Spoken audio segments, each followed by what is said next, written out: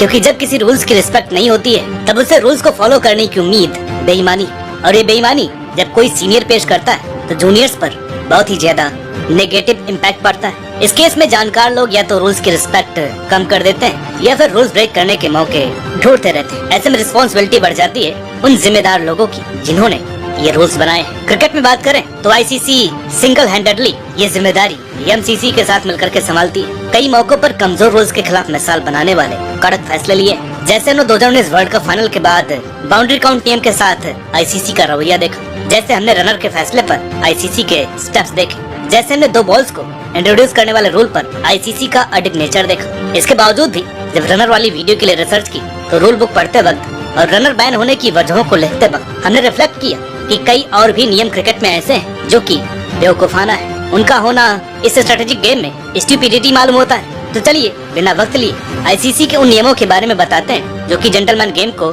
Interesting बनाने के नाम पर एक तरफा बना रहे हैं। टॉप 5 स्टूपिड रूल्स के चलते ही क्रिकेट आज काफी हद तक बैटिंग ओरिएंटेड गेम बन गया है। प्रेजेंट में वनडे क्रिकेट 3 पावर प्ले और T20 क्रिकेट 2 पावर प्ले पर चल रहा है। और वैसे काफी टाइम से पावर प्ले के नियमों में कोई छेड़छाड़ नहीं, वरना 1992 में पहली बार पावर प्ले शब्द के क्रिकेट में आने से लेकर 2015 तक कुछ न कुछ फेरबदल होते ही रहते थे। कभी 10 ओवर वाली फील्ड रिस्ट्रिक्शंस 15 ओवर तक भी थी, तो कभी 5 ओवर का तीसरा पावर प्ले लेने का हक बैटिंग टीम का होता था। हालांकि अब तय रूल्स के अकॉर्डिंग ही पावर प्ले चल रहे हैं, लेकिन इस स्टेबिलिटी के बावजूद भी पावर प्ले रूल हमारे अकॉर्डिंग बॉलर्स के साथ नाइंसाफी, क्योंकि बाउंसर्स पर पाबंदी बॉलर के लिए, फ्री हिट की सजा बॉलर्स के लिए, और ऐसे में पावर प्ले की मार। बॉलर्स के पास उस वक्त स्ट्रेटेजी को खुलकर अप्लाई करने का चांस नहीं होता है जिस वक्त बॉल सबसे ज्यादा मूवमेंट करती है। यही वजह है कि 90 के दशक के बाद से वनडे में 400 रन बनने शुरू हुए, और 2015 के बाद से तो ये सिलसिला पहुंच से बाहर निकल गया है। पावर प्ले के साथ सबसे बड़ी खामी ये है कि तीसरे पावर प्ले यानी आखिरी 10 ओवर तक में फील्ड डिस्ट्रक्ट रहती है, जिसके चलते बॉलर्स को खुल करके स्लोअर बॉल जैसे हथियार इस्तेमाल करने का मौका ही नहीं मिलता है, और बैटर फिर खुल करके धुलाई करते हैं। इसलिए हमें लगता है कि वनडे में कम से कम लास्ट 10 ओवर के पावर प्ले को डाइल्यूट कर देना चाहिए, और पहले पावर प्ले में 4 या कम से कम 3 फील्डर सर्कल से बाहर रखने की परमिशन देनी चाहिए। दोस्तों, आपने कभी सुना है कि कोई बैटर स्टेप डाउन करके आया और उसे पनिशमेंट के तौर पर आउट दे दिया गया?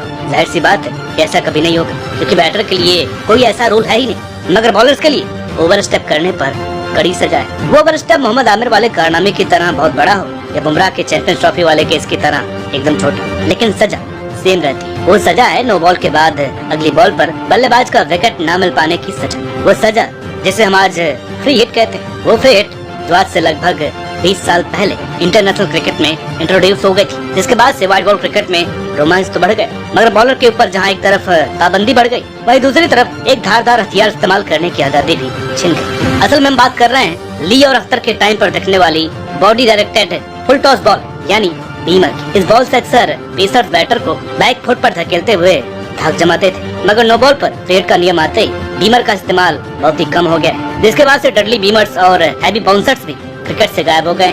जिन हैवी बॉल्स को डालकर बॉलर बैटर्स को बैक फुट पर करते थे, अब उसके बाद अगली वाली बॉल फ्री हिट होने के चलते बैटर्स के जहन पर चढ़ा सारा प्रेशर छूमंतर हो जाता है। इसलिए हमें लगता है कि फ्री हिट का नियम कम से कम वनडे से तो हटा ही देना चाहिए, या क्लोज नो बॉल्स पर फ्री हिट नहीं होना चाहिए, वरना रनों की बरसात पर अफसोस मनाने का झूठा ढोंग करने का कोई फायदा नहीं। दोस्तों, अभी तक हमने जिन 2 नियमों की बात की वो बैटर्स को फेवर करते थे, लेकिन एक स्टूपिड रूल जो बॉलर्स को सपोर्ट करता है वो अगर क्रिकेट से डिस्कार्ड कर दिया जाए तो भी बॉलर और क्रिकेट दोनों पर कोई इम्पैक्ट नहीं पड़ेगा। इसलिए सेगमेंट के टाइटल में ढकोसला वर्ड यूज की, क्योंकि कई बार एक्सपर्ट ने ओवर से टारगेट के चलते सेंचुरी पूरी नहीं कर पाने वाले बैटर्स के लिए स्ट्रेच 100 बनाने वाले बेतुकी बात कही, तो अक्सर स्ट्रेच हैट्रिक का जिक्र छोड़ दिया जाता है। एक्सपर्ट्स स्ट्रेच हैट्रिक के बेस पर स्ट्रेच सेंचुरी को सपोर्ट करते हैं, जबकि स्ट्रेच हैट्रिक यानी कि एक ऐसी हैट्रिक जो दूसरी पारी में पूरी हो, उस टर्म के होने से क्रिकेट में क्या बेहतर हो रहा है इसका कोई सबूत नहीं है। जबकि 150 साल पुराने क्रिकेट इतिहास में स्ट्रेच हैट्रिक जैसा कारनामा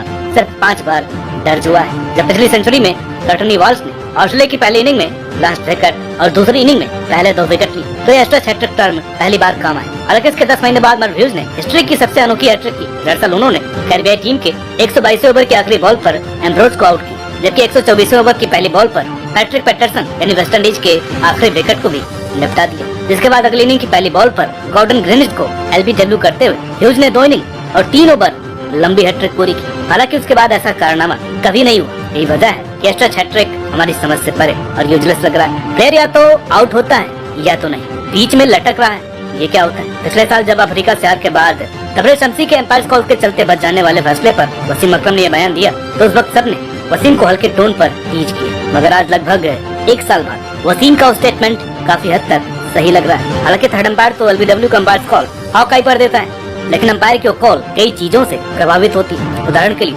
अनिल चौधरी की माने तो अंपायर अक्सर ज्यादा अपील करने वाले कीपर्स के फेवर में फिंगर रेज नहीं करते, जबकि पॉल बेल्सन कहते हैं कि मैं अक्सर उस टीम के फेवर में फैसला देता हूँ जिसके पास रिव्यू कम होता है। अब यहाँ पर दिक्कत ये है कि अंपायर अपने अकॉर्डिंग या फिर मूवमेंट से इन्फ्लुएंस होकर फैसला देते हैं, जबकि डीआरएस के बाद हॉकाई दिखाती है कि बॉल 100% स्टंप पर नहीं लग रही, मगर बॉल का एक बड़ा हिस्सा लगते हुए भी वो सिचुएशन अंपायर कॉल हो जाती है, जिस वजह से डिजर्विंग विकेट नहीं मिलता है। अब अंपायर कॉल को करीब से समझे तो ये वो सिचुएशन है जब आगे की बॉल ट्रैक पॉसिबल नहीं है या बॉल टच होने के बावजूद बेल्स फॉल्स नहीं, ऐसे में एलबीडब्ल्यू डिसीजन ओवरटर्न नहीं किया जाता। अब इस बला से छुटकारे का इकलौता तरीका ये है कि 61% पर अंपायर कॉल्स को आउट और नॉट आउट के लिए लॉक कर देना चाहिए, क्योंकि कई केसेस में हमने ये साफ देखा है कि बॉल का सीम पोर्शन तक लेग स्टंप उड़ा रहा है, मगर अंपायर ने नॉट आउट दे दिया तो डिसीजन ओवरटर्न नहीं होता। जबकि आउट के केस में अगर बॉल जस्ट किस करते हुए निकल जाए तो भी अंपायर कॉल ही मायने रखती है। यही वजह है कि इस रूल का कोई सेंस नहीं बनता है और आज ये एक बेवकूफाना क्रिकेट रूल बन करके रह गया। दोस्तों, इस रूल के एक्सप्लेनेशन पर जाने से पहले आप एक वीडियो देख लीजिए। इस वीडियो के बाद आप बताइए क्या सही है और क्या गलत है। क्रिकेट को फॉलो करने वाले और नियमों को पत्थर की लकीर मारने वाले लोग कहेंगे कि रूल्स के हिसाब से तो बैटर्स आउट नहीं है, मगर एक बात जिसे वीडियो में अच्छी किस्मत का निशाना बताया गया है वो क्रिकेट का एक बड़ा फ्लॉ है, क्योंकि यहाँ सवाल ये है कि बैटर को आउट इसलिए दिया जाता है कि बैटर बॉल को स्टंप पर जाने से नहीं रोक पाए, या फिर इसलिए आउट दिया जाता है कि बेल्स नहीं गिरी। वैसे हम ये भी मान लेते हैं कि बेल्स का गिरना ओल्ड क्रिकेट रूल्स के अकॉर्डिंग ठीक है, मगर आज की जिंक बेल्स के केस में और स्टंप टेढ़े होने के बावजूद बेल्स नहीं गिरने के केस में following of bails rule bowler से फूल का तंज मालूम होता है। बात बहुत पुरानी नहीं है, साल 2009 की जब श्रीलंका की बैटिंग के दौरान पेटेंट बेल्स स्टंप से चिपक गई थी और गिर ही नहीं रही थी। फिर भी इस रूल की दुहाई के चलते क्या प्रवीण क्या जहीर किसी को विकेट नहीं मिला। अब यहाँ पर सवाल ये है इसका इलाज क्या है। इसका सॉल्यूशन हमने आईसीसी के रन आउट रूल में हुए चेंज से ही मिला है। जैसे वहाँ आईसीसी ने एक बार क्रीज में एंट्री कर चुके बैटर्स के दोबारा बैट या बॉडी क्रीज से बाहर होने पर नॉट आउट डिक्लेयर किया है, वैसे अगर बॉल्स एक बार स्टंप छोड़ दे या स्टंप्स की डिजाइन डिस्टर्ब हो जाए तो बैटर को आउट दे देना चाहिए, क्योंकि बेल्स का भारी होना, बेल्स का पेंट होना या फिर बैटर की किस्मत अच्छी होना, इसमें बॉलर की कोई गलती नहीं। तो दोस्तों, क्योंकि हमने बहुत ज्यादा बॉलर ओरिएंटेड रूल पर फोकस की, इसलिए हो सकता है कि कुछ batter oriented stupid rules miss हो गए। अगर ऐसे रूल्स आपको मिलते हैं तो कमेंट में जरूर मेंशन कीजिएगा।